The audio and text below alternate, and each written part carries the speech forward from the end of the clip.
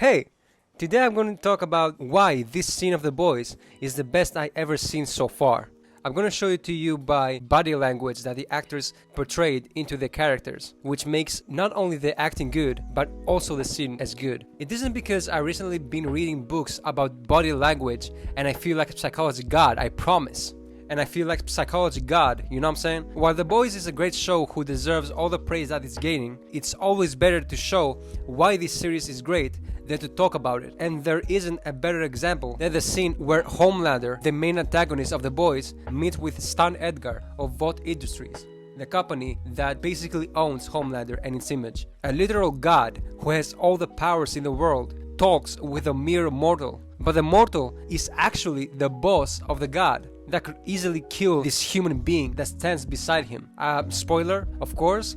The main context of the scene is that Homelander tries to intimidate Edgar by saying that he will leave the company that owns him, by saying that he will leave Vought.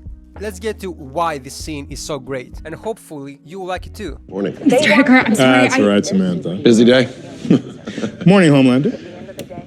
To what do I owe the pleasure?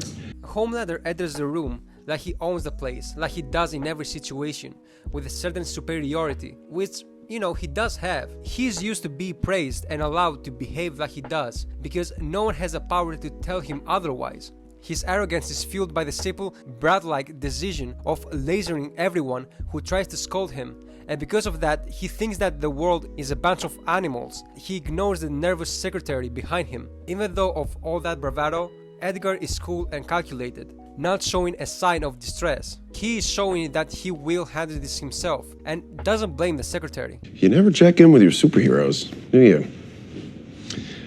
Like, I don't know, around the hiring of that girl, for example.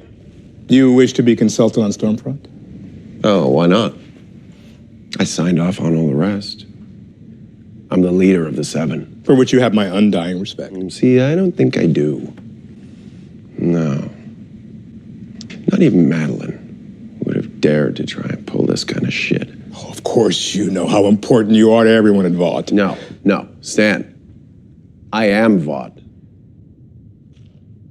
You show my photo to some illiterate fucking camel jockey in the middle of the Sahara, he's gonna turn around and say, Homelander, in perfect American. You know what? My contract's up end of this year. Maybe it's time I move on. How do you think your shareholders would feel about that?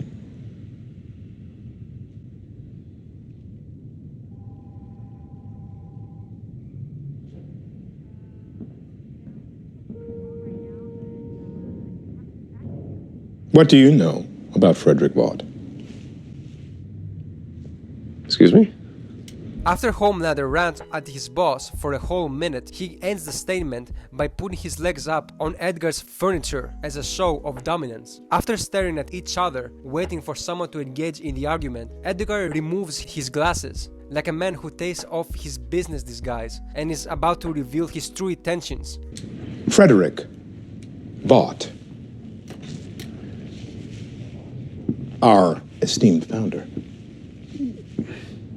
Not the self-serving bullshit that we peddle to the shareholders, the real story. Enlighten me. In '39, Hitler appointed him chief physician at Dachau, where he enjoyed a ready supply of human subjects on which to test his earliest iterations of Compound V. Early in '44, he felt the winds change, got spirited away to the Allies. When Oppenheimer was flailing with the bomb, Dr. Vought already had practical applications of Compound V tested in the field. I don't think I see the point, Stan. The point is that you are under a misconception that we are a superhero company. We are not. What we are, really, is a pharmaceutical company. And you are not our most valuable asset. That would be our confidential formula for Compound V, which you, man-child that you are, released into the wild. Don't know what you're talking about. During Edgar's speech about the real purpose of both industries and the uselessness of superheroes, Homelander breaks eye contact with Edgar. Edgar succeeds in intimidating Homelander, and he is putting him in his place. Homelander is caught by Edgar and immediately catches Homelander unprepared, so much so that Homelander's denial feels so clumsy and weak. Well, let me remind you.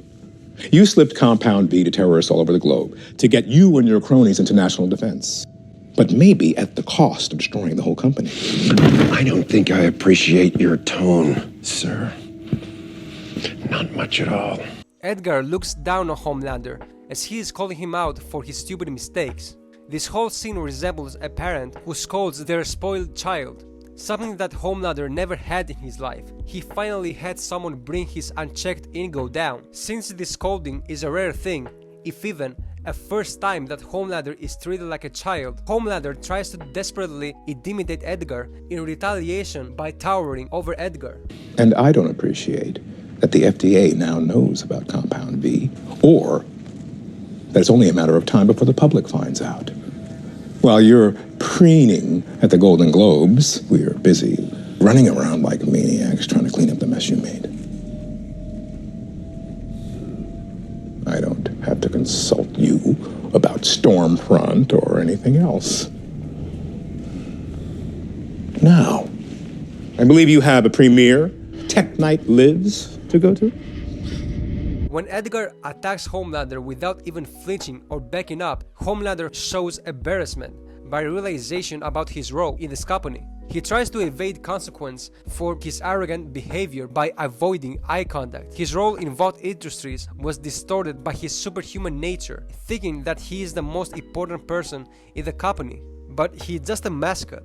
When Edgar is done, he shows the way out for the god standing in his room. As the mascot that he is just a liability to his busy day. It's like being put in your place by an ant. Homelander has all this power and can use it because he knows that he is nothing without Edgar. Edgar made Homelander a mere mortal for a moment, a man who is a god, but feeling powerless through a man who normally thinks that he is superior than him. His whole idea about himself is being distorted, and he's trying to recollect himself, just picking up the mess that he made and leaving out the room. Anyways, I think I'm reaching. It's just...